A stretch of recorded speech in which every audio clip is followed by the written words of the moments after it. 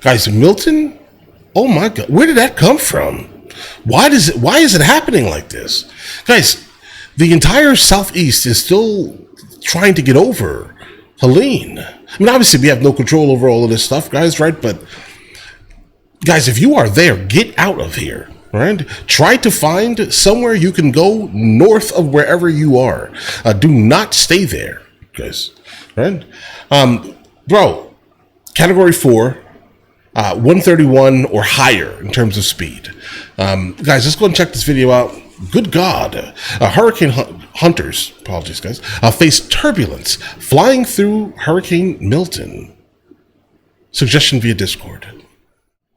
Let's jump into it. We want to get you an up-close look at Hurricane Milton. This is powerful video coming from hurricane hunters who flew into the storm. It is impressive footage, and it gives you a glimpse at what is headed for this community. Let's watch. Let's go.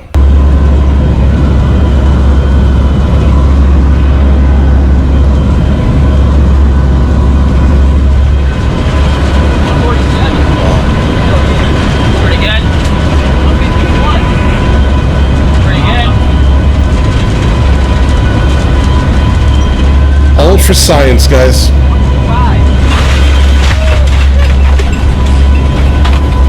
Grab my phone real quick. Yeah. Oh, man. Well. Damn. You want to talk about the heroes?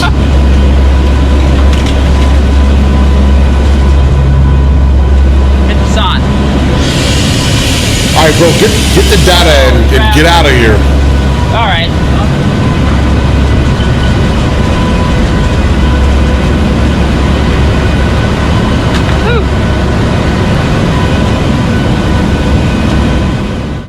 Guys, if they're not being paid at least $200,000 a year, they're not being paid enough. Damn is right, followed by nervous laughter. Very powerful video there. Imagine the force of those winds and all that rain. Right, moving it like that. In a community that's already been weathered by the storm. Right. We actually want to get you a perspective from someone who is going to be not close to Treasure Island, roughly about 2 hours away in Sarasota, but is still concerned about the effects of Hurricane Milton. We have with us Eric Arroyo. He's a Sarasota County Commissioner. Eric, thank you so much for being with us. First and foremost, what is your chief concern about Hurricane Milton as you're hearing that it is flirting with Category 5 winds? Yeah, thank you for having me on the show. We are in a state of emergency, and my biggest concern right now is that individuals living in Zone A, B, or C of the city are not going to evacuate. That is my concern, and they need to heed this warning because this is a 100-year storm. This is unprecedented. If you made it through Debbie, if you made it through Ian, this is unlike anything we've ever faced before, and it is heading right through us. Wow. Wow. Sir, I wonder what you would say to residents like some of the folks in the building adjacent to where we're standing. These folks, I spoke to them a short while ago. They didn't want to go on camera, but they were weighing the idea of potentially riding out the storm here. Mm-hmm. What would you say to them at this moment now? We're at about 2 p.m., a day before the storm is supposed to hit. What's your message to them? I'll tell them exactly what I told a close family friend who's riding it out in their Let me know, because I'm about to make a call. As this comes, I said, if you're going to ignore all the experts in every single evacuation order, get a Sharpie and write your name on your arm at least so that we can identify your body after. Right. Whoa! That's heavy. That's heavy, guys. So, like, I have some friends, right? And they're in Palm Beach, and I've been trying to get them to like come up to Georgia. I'm like, listen, stay with us right now. We don't care. You, your husband, let's go, right? And the response is, we can't leave because we have 3 dogs and a bird, right? I'm like, listen, bring your dogs. I have a gigantic backyard. It's fenced. Let's go, right? And they are refusing. They're like, listen, no, we can ride it out. Ride it out? There's no riding this situation out, bro. Right? I'm telling you, you have safety. Just come, get on the highway right now. We will take you in right now. There's no problem. Right? And of course, the refusal is, no, we're just going to stay at the house. So, this is absolutely frightening, for me specifically, because again, I'm not like directly affected, but like through proximity, I'm affected as, one of my really good friends is refusing to come. So I'm gonna go ahead and make that call. I'm gonna tell her and him exactly what he just said. Make sure you write your name on your arm. Maybe that would be damning enough to get them actually out of the house, guys. Now that is a morbid alert at the very least. I do wonder, sir. We've seen piles of trash across Pinellas County, certainly. I know there are other parts it's from Helene. Of the west coast of the Gulf Coast of Florida that have seen this issue, debris left over from Hurricane Helene. Can you give us an update on the status, what that looks like in Sarasota? You weren't directly hit by Hurricane Helene, but I know that there were problems there because I have relatives in that area. Yeah, many problems, and there is still some debris. I was checking my email just 2 seconds ago and heard it. Now, here is the problem. Our crew, our team at the city is working around the clock and working with the county, but we have less and less contractors willing to go out into the barrier islands, which are going to be the most impacted, to pick up this debris.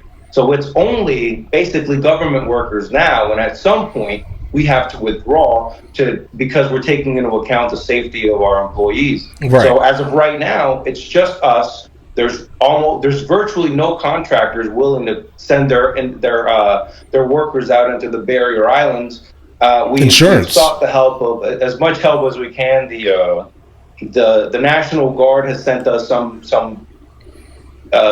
troops that are going to help and be on standby.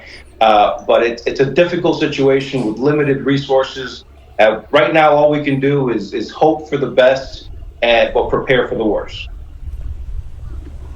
Absolutely, and we so appreciate the work that those emergency teams do, and the last thing you would want to do is unnecessarily put them at risk. Eric, I do have one more question before we go, because I've been speaking to people around the community today about the significance of not only having two hurricanes hit 2 weeks apart, and maybe but the three. way that Milton transformed. You had a hurricane that it wasn't even a hurricane, it was a tropical storm at one point, and then 24 hours later in the warm waters of the Gulf transforms into one of the top 10 most powerful hurricanes we've ever seen in the Atlantic.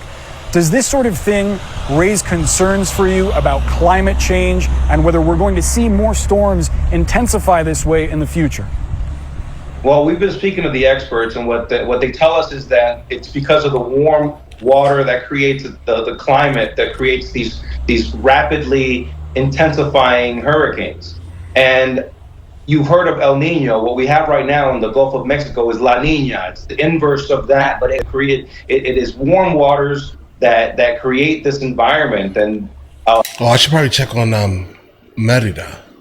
There's a city here. If this looks like this, then most likely this city got completely bombarded. That's right here. Cancun also. We're monitoring it. We're seeing what we can do. We don't have all the answers, but it's definitely something that's becoming more and more alarming, especially in a retirement state like Florida, a tourist state like Florida, and a place that many call home. Yeah, it is certainly alarming for the future. Eric Arroyo, we have to leave the conversation there. Thank you so much for joining us, and please keep us posted if there's anything we can do to get a message out for you. Thanks so much. Carlos Suarez is struck in Milton, joins us now from Fort Myers in Florida. And Carlos, just give us a sense of what you are seeing and how people there are preparing. Now we're in Fort Myers. All right.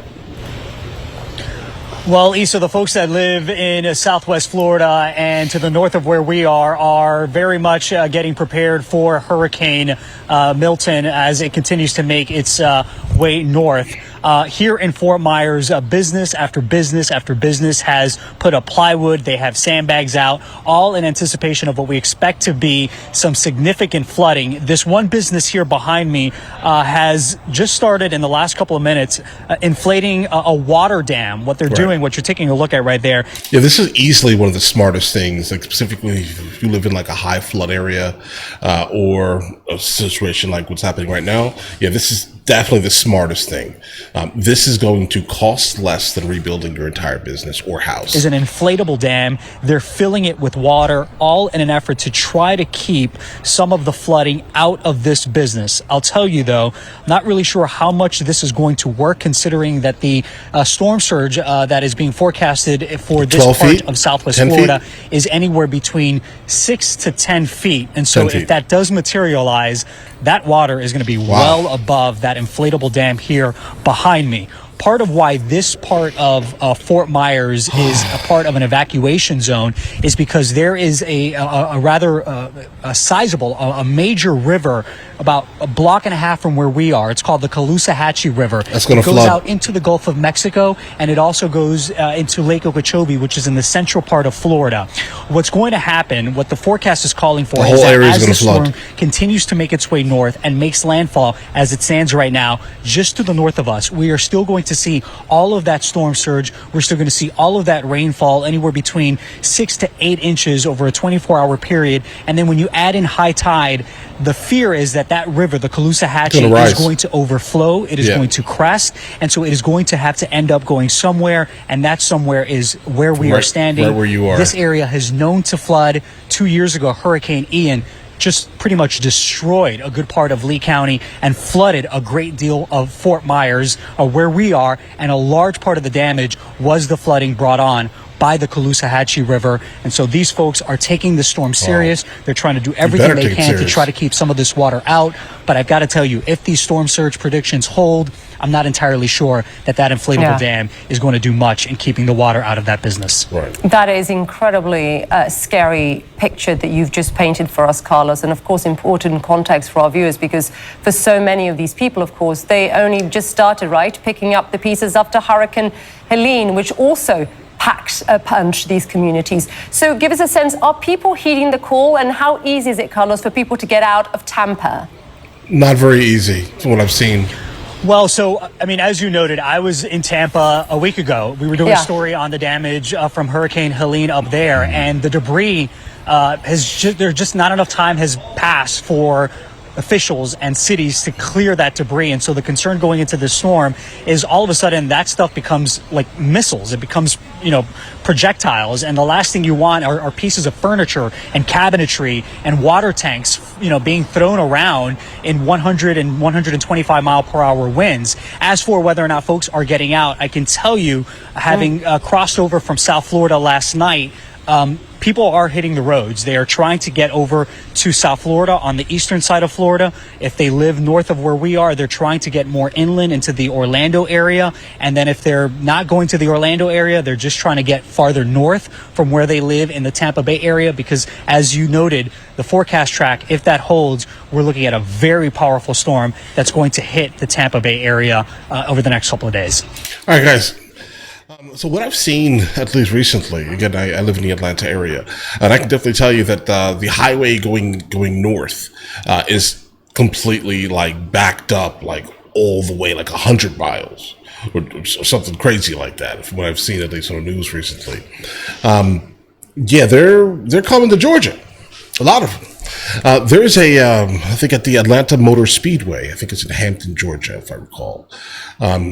They are setting up like tents and things like that for Floridians to come and basically seek some type of safety, right? Do I think that people should leave though? Yes, bro, get out of here. Get out right now. It's starting to make all the sense in the world why I'm starting to hear a lot of my buddies who are in real estate in Florida are trying to sell all this property as fast as humanly possible. I have a friend who owns about 100 houses or so in Florida, very close friend. And he's trying to sell these houses for basically nothing.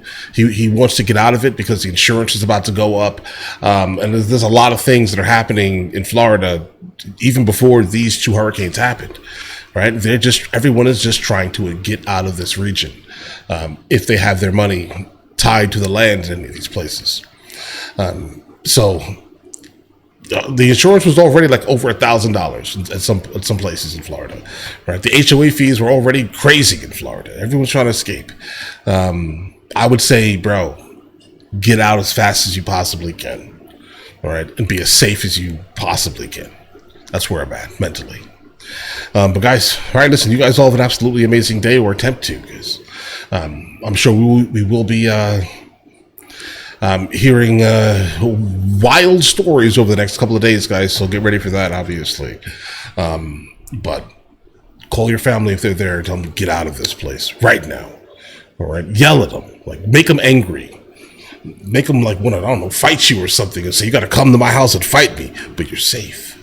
You get what I'm saying here? You have to do something that'll enrage them, that'll make them drive this distance. But all right, listen, you guys all have an absolutely amazing day. Enjoy your day thoroughly. Guys, before we go, are you guys subscribed to the other channels? Logical Movie Reviews with Mr. L. Boyd, along with Mr. L. Boyd Music. Both are found in the description. Check it out.